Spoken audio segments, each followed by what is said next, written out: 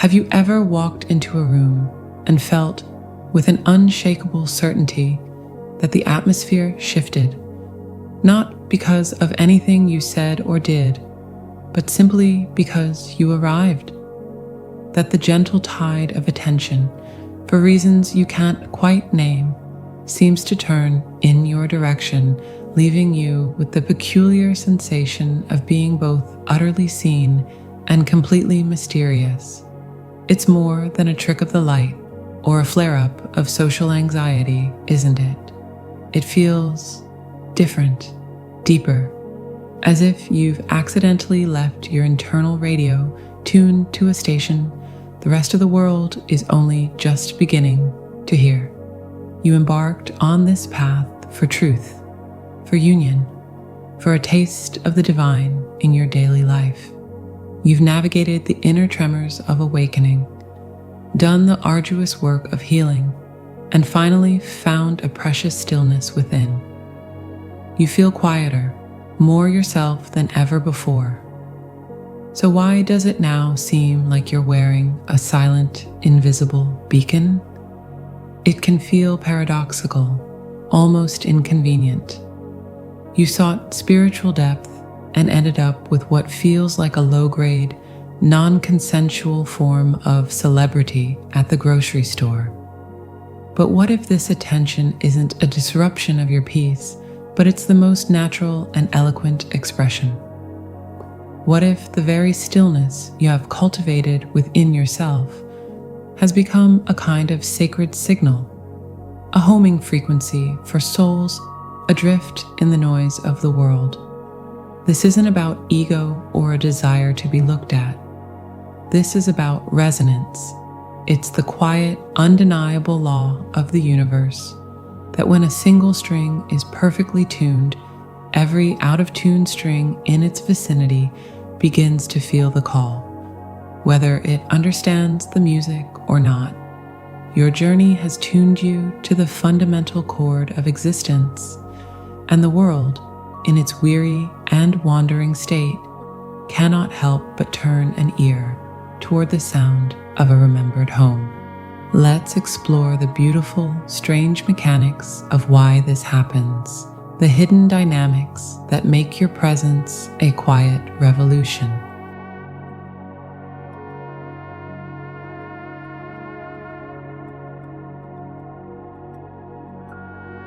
You know, it's the strangest thing. You've done the work. You've sat with the roaring fire of Kundalini until it became a gentle, internal sun. You've faced your shadows, kissed your wounds, and learned, truly learned, what it means to breathe from your soul and not just your lungs. You feel quiet, centered, finally whole. And then you go to the grocery store, and that's when you see it. The glances, the held gaze a moment too long from the person in the cereal aisle. The quiet, almost contemplative stare from the barista as she hands you your coffee. It's not hostile. It's not even flirtatious. It's curious, deeply, profoundly curious. And your mind, the old part that's still wired for social anxiety, starts to whir. Is there something on my face? Did I wear mismatched socks? Let me offer you a different perspective, one that goes far beyond the simplistic idea of good vibes. What if the attention isn't about something you're doing, but about something you're being? Imagine, if you will, the collective human energy field, not as a bland, neutral space, but as a vast, stormy ocean. Most people are out there in little boats, desperately bailing water, the waves of anxiety, the gusts of other people's demands, the torrential downpour of bad news, and endless to-do lists. It's a constant, chaotic struggle just to stay afloat. The energy is frantic, reactive, noisy. It's a frequency of survival.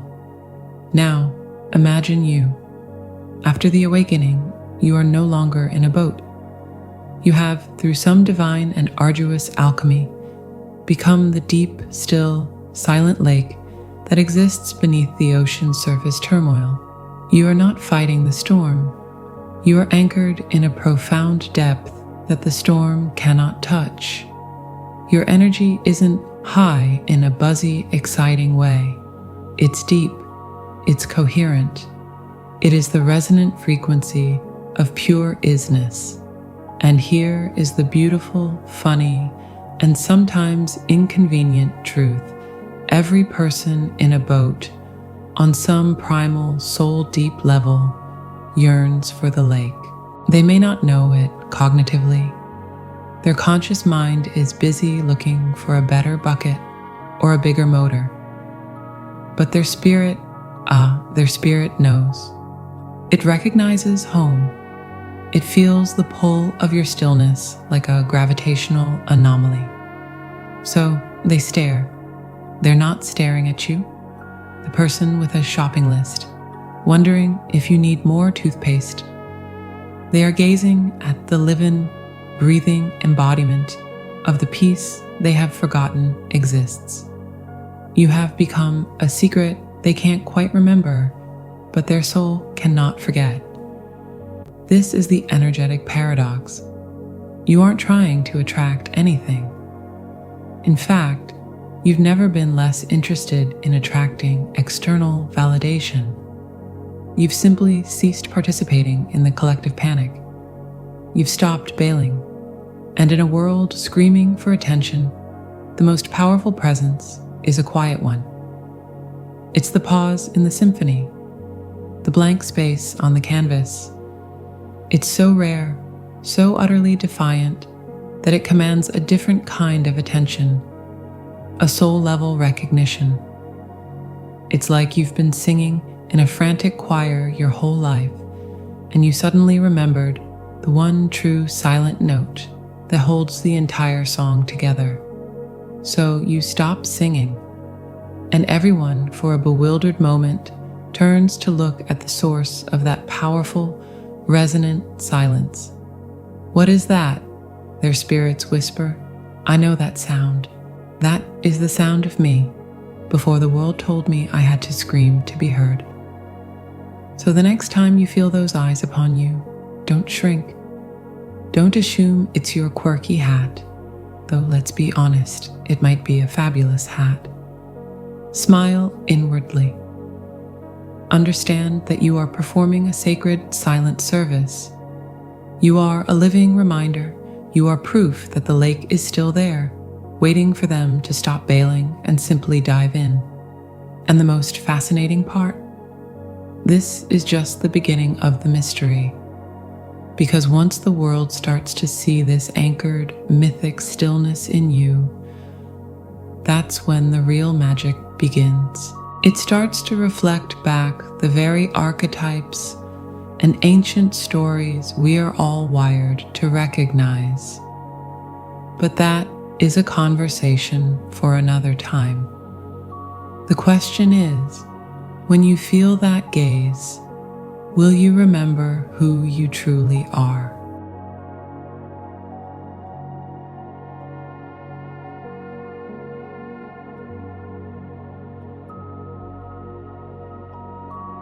So, you've mastered the stillness.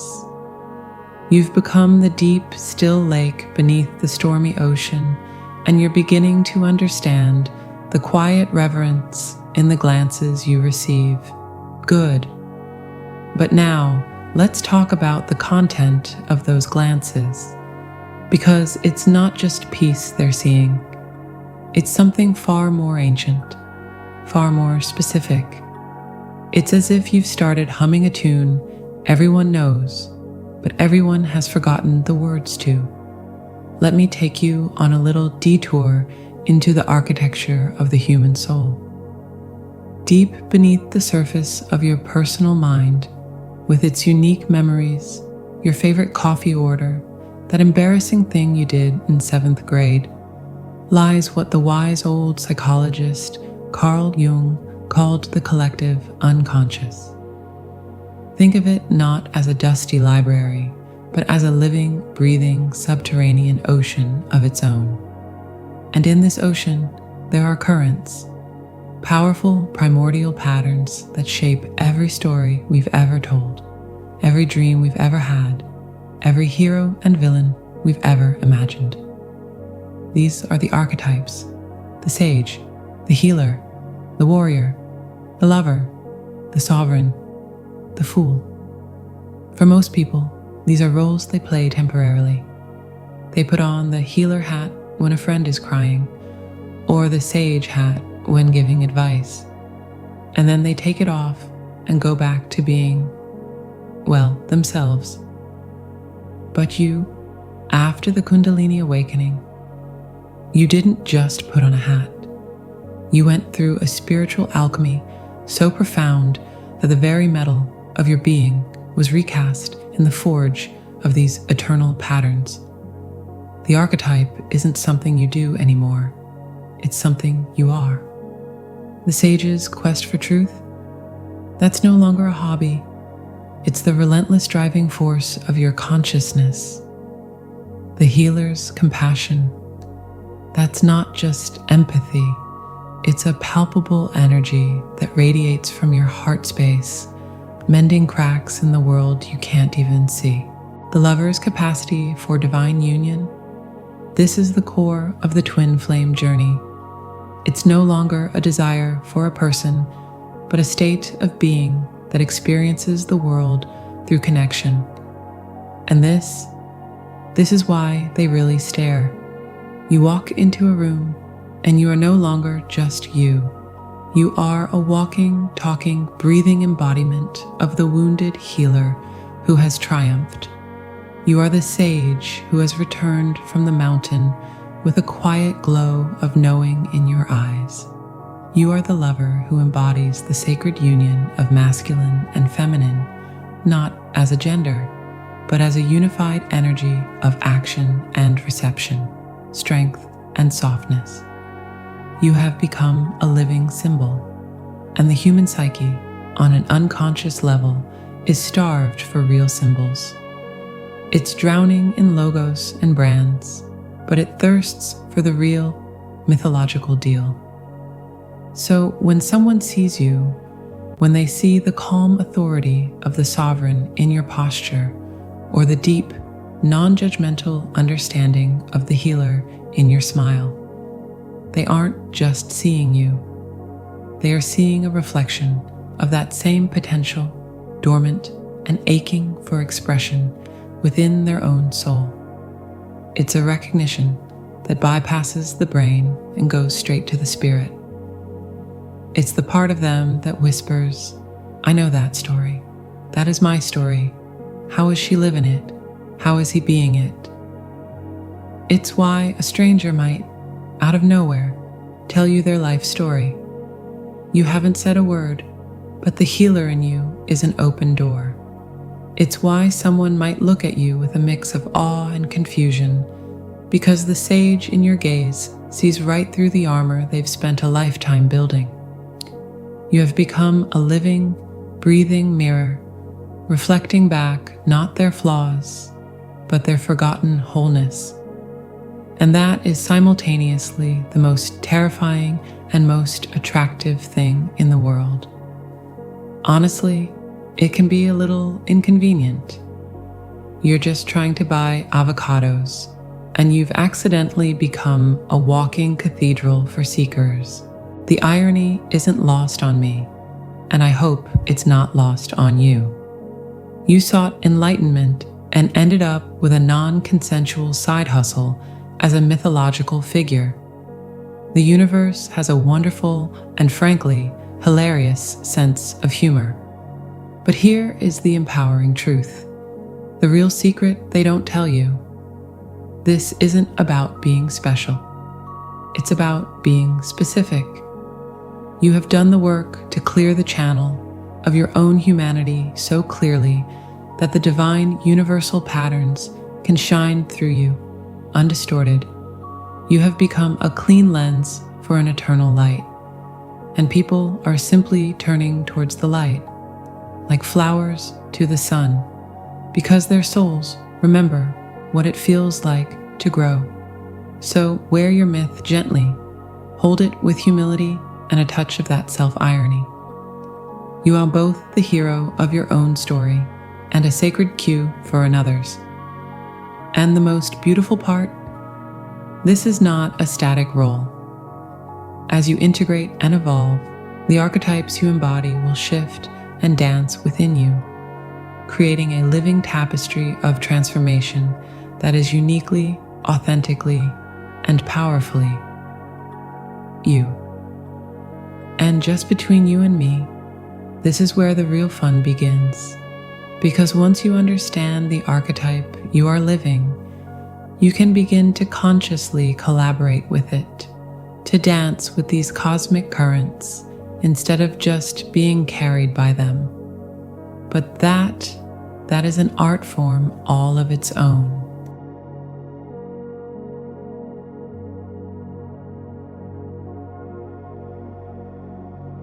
So here you are, standing at the intersection of the mundane and the miraculous.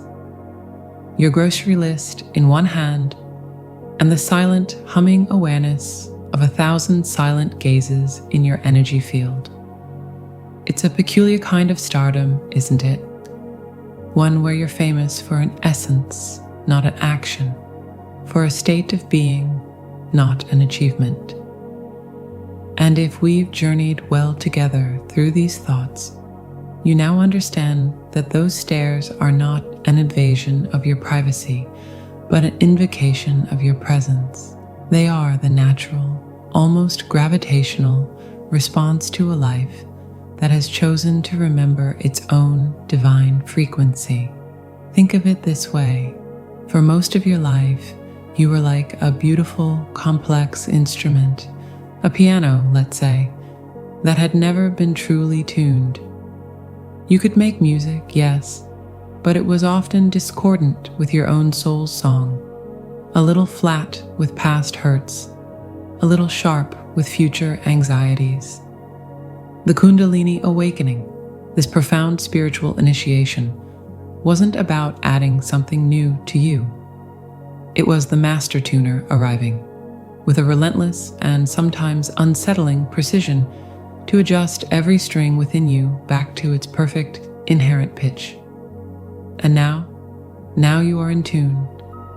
You resonate with the fundamental frequency of the cosmos itself, what the ancients might have called the Logos, or the music of the spheres, and a world that is largely living in a state of profound dissonance.